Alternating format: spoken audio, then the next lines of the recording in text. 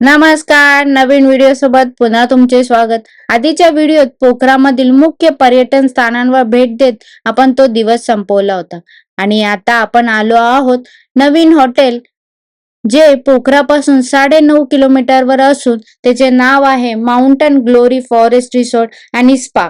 या रिसॉर्टमध्ये आज आपण एक नाईट थांबून उद्या काठमांडूसाठी निघणार आहोत. आता व्हिडिओत दिसणारा परिसर हा पार्किंगचा असून समोरच रिसॉर्टचे मेन एंट्रन्स आहे. एंट्री करताच उजव्या बाजूला रिसेप्शन व डाव्या बाजूला छोटेसे शॉप होते. पुढे मोठं वेटिंग व सिटिंग एरिया बरोबरच लायब्ररी एरिया व कॉन्फरन्स एरिया होता.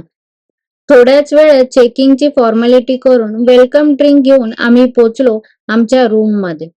या रिसॉर्टमध्ये 3 टाईपचे रूम असून आमच्या रूमचा टाईप होता ड्युलेक्स रूम टाईप आणि नंबर होता 102. चला रूम कसा आहे ते पाहूया. आत येताच डाव्या बाजूला मोठे वॉशरूम होते with bathtub with all accessory. उजव्या बाजूला वॉलड्रॉप व बॅग ठेवण्यासाठी एक मोठा डेस्क होता. डबल व सिंगल असे 2 बेड रूम मध्ये अवेलेबल होते.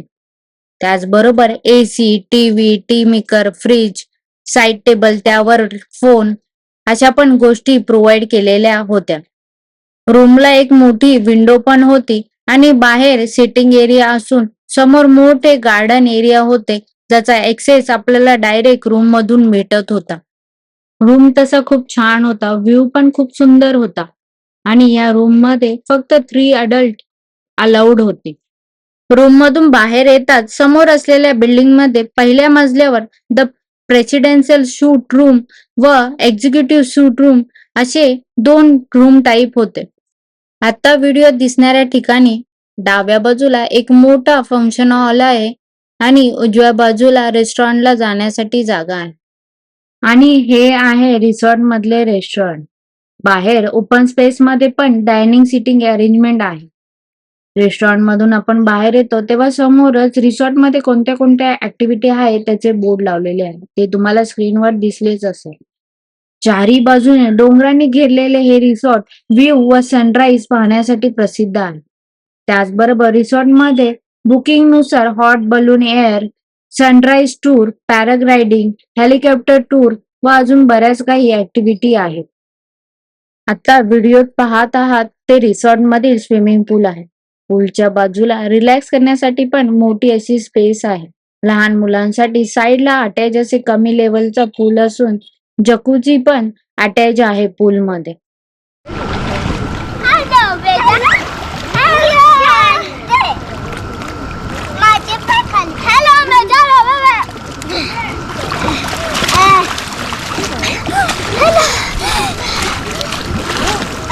पूल पासून उजव्या बाजूला पुढे गेले की रिसॉर्ट मधील स्पा आहे. स्पाच्या वरती फर्स्ट फ्लोअरला रिसॉर्ट मधील जिम सुद्धा प्रोव्हाइड केलेले आहे. एका वेळेस 7 ते 8 जण स्पा करू शकतील अशी अरेंजमेंट आहे स्पा एरिया मध्ये. त्याच्याच बाजूला मुलांना खेळण्यासाठी छोटासा किड झोन म्हणजे स्लायडिंग वगैरे असे ऑप्शन आहे. आता आपण आलो आहोत रेस्टॉरंटच्या वरती पहिल्या मजल्यावर जिथे बार व इंडोर ऍक्टिव्हिटी एरिया आहे. पहिल्या मजल्यावरून परत काही शिड्या चढून आपण वरती गेलो की रिसेप्शन एरिया येतो. बऱ्याच रिसॉर्टमध्ये वायफाय यूज करायला आपल्याला रिसेप्शन एरियात यावे लागते, पण या रिसॉर्टमध्ये तुम्हाला वायफाय रूम मध्येच अवेलेबल करून दिलेला आहे. तसे तुम्हाला रिसेप्शन पासून युजर आयडी व पासवर्ड भेटतो आणि रिसेप्शन पासून रिसॉर्टचा हा दिसणारा टॉप व्ह्यू खरंच खूप सुंदर वाटत होता. हे रिसॉर्ट जरी एअरपोर्ट पासून 12 किलोमीटरवर असले तरी फ्लाइट लँडिंग करताना गार्डन व रिसेप्शन पासून दिसत होते. आणि हा आहे नाईट व्ह्यू रिसॉर्टचा. रेस्टॉरंटमध्ये तसे आज बुफे नव्हता कारण लोक कमी होते. आलाकाटो मधून जेवण मागवले. जेवण तसे ठीक होते परंतु रेट नुसार क्वांटिटी थोडी कमी वाटत होती. Good morning. रूमच्या विंडो पासून दिसणाऱ्या ह्या सुंदर अशा सूर्योदयाबरोबर आमची सकाळ झाली. पोखरा एअरपोर्ट पासून आज आमची 10 वाजता काठमांडूसाठी फ्लाईट होती. त्यामुळे कॉम्प्लिमेंटरी ब्रेकफास्ट करून आम्ही चेकआउट करून रिसॉर्टचा निरोप घेतला आणि थेट पोखरा एअरपोर्टवर पोहोचलो. पोखरा एअरपोर्ट पासून तुम्हाला डायरेक्ट इंटरनॅशनल फ्लाईट नसल्यामुळे तुम्हाला काठमांडूलाच यावे लागते आणि दुसऱ्या दिवशी आमची मुंबईसाठी काठमांडूवरून रिटर्न फ्लाईट होती. पोखरावरून काठमांडूला येण्यासाठी पण आम्ही एटी एअरलाईननेच आलो. येताना मात्र आम्हाला फ्लाईटच्या विंडोमधून हिमालयन पर्वत रांगा दिसल्या. खूप छान एक्सपिरियन्स होता. फ्लाईटच्या डाव्या बाजूच्या खिडकीतून ह्या एक्सपिरियन्सचा आम्ही आनंद घेतला. पोखरावरून रिटर्न येऊन आम्ही काठमांडूमधील थंबनेल मुख्य मार्केटमध्ये असलेले हॉटेल थंबनेल पार्क या ठिकाणी एक दिवस स्टे करायचे ठरवले. हे हॉटेल मार्केटमध्ये असून एअरपोर्ट पासून 5.5 किलोमीटरवर होते. हॉटेलमध्ये चेकिंग करून आम्ही काठमांडूमधील पशुपतीनाथ मंदिरात दर्शन करायचे ठरवले. परंतु तिथे गेल्यावर कळले की ते मंदिर दुपारी 2 ते 4 बंद असते. मंदिराच्या बाजूला असलेल्या कृपाल उद्यानामध्ये आम्ही थोडा वेळ जाण्याचे ठरवले. या उद्यानामध्ये जाण्यासाठी 100 रुपये पर हेड चार्जेस होते. हे एक धार्मिक उद्यान असून 200हून अधिक शिवलिंग इथे आहे. त्याचबरोबर एक हनुमान मंदिर सुद्धा ह्या उद्यानामध्ये आहे.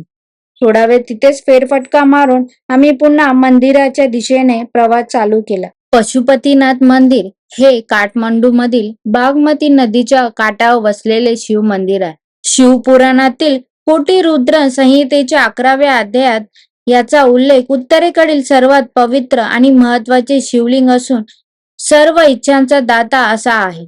धर्मनिरपेक्ष राष्ट्र बनण्यापूर्वी नेपाळ हे एक हिंदू राष्ट्र होते. त्या काळी पशुपती ही नेपाळची राष्ट्र देवता तथा आराध्य देवता होती.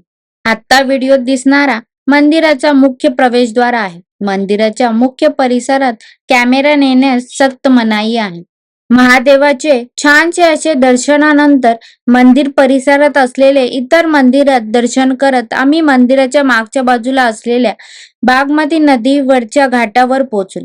जसे काशीमध्ये मणिकर्णी घाटाचे महत्व आहे तसेच या घाटावर पण अंत्यविधी केले जातात. पशुपतीनाथ मंदिर हे खूप जुने हिंदू वस्तीचे ठिकाण आहे. ते कधीपासून तिथे आहे हे अद्याप स्पष्ट झालेले नाही. परंतु आता ज्या स्वरूपात आहे हे बांधकाम 1692 मध्ये बांधले असावे असे सांगण्यात येते.